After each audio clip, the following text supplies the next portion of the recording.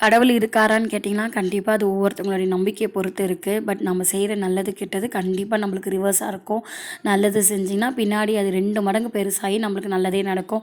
அதுவே கெடுதல் நினைச்சாலோ, ஒருத்தங்க நல்லா இருக்கக்கூடாது, அவங்கள அழிக்கணும், அவங்கள வந்து வீழ்த்த பார்க்கணும் அப்படின்னு சொல்லிட்டு நம்ம எவ்வளோ எவ்வளோ கெடுதலா நினைக்கிறோமோ, இல்ல கெடுதல் செய்றோமோ, அது பல மடங்கு பெருசாகி வட்டி போட்டு, குட்டி போட்டு வர மாரி நம்மளுக்கே அது ரிவர்ஸ் ஆயிடும்.